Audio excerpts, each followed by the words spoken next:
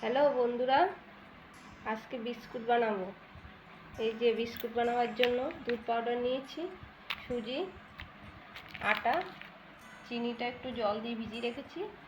এখানে পেস্তা বাদাম, কাজু বাদাম নিয়েছি, এগুলো কুচি কুচি করে কেটে নেব। আর তেল, রিফাইন তেল, ঘি দিলে ভালো হয়, ঘিটা নেই তার জন্য আমি রিফাইন তেল দিয়েই করব। আর একটু সামান্য নুন দেব। বিস্কুট বানানোর জন্য 1 কাপ আটা দিয়ে দিলাম।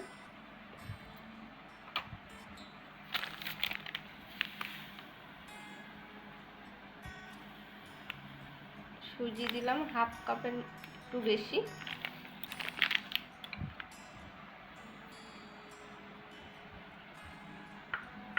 সব মিক্সড করে নেব। একটু স্বাদের জন্য নুন দিলাম সামান্য। এবার রিফাইন তেল দিয়ে মাখবো।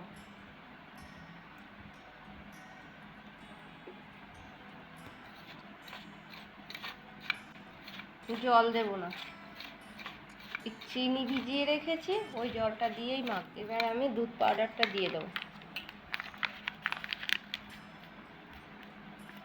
10 টাকার একটা প্যাকেট নিয়েছি। কাজু বাদাম, পেস্তা বাদামটা দিয়ে দেবো।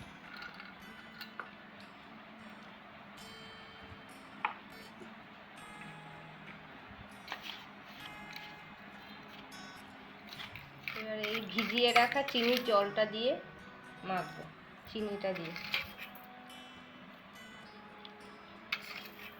বেশি যাতে নরম না হয়, টাইট করে মাখতে হবে। ডোটা দেখো কি সুন্দর মাখা হয়ে গেছে, বেশি নরম করা যাবে না।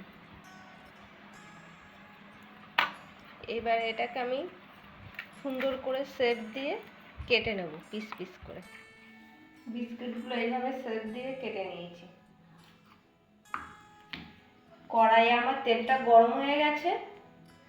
প্রথমে হাই হিটে গরম করে নিচ্ছি, এবার লো ফ্লেমে ভাজতে হবে,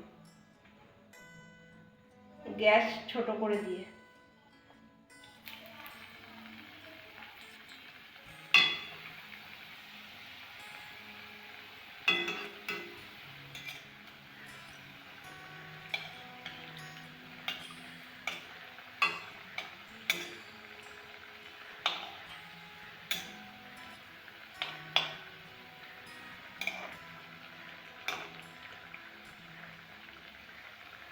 দেখো লাল লাল হয়ে গেছে। দেখো বন্ধুরা, বিস্কুটগুলো কি সুন্দর লাল লাল করে ভাজা হয়ে গেছে, মুচমুচে হয়েছে।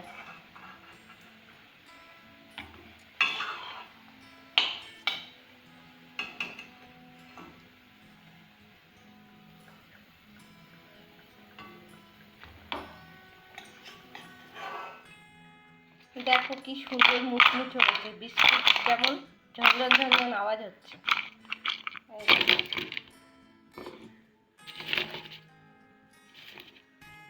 তোমরা এইভাবে বানিয়ে খেয়ে দেখো, খুব টেস্টি।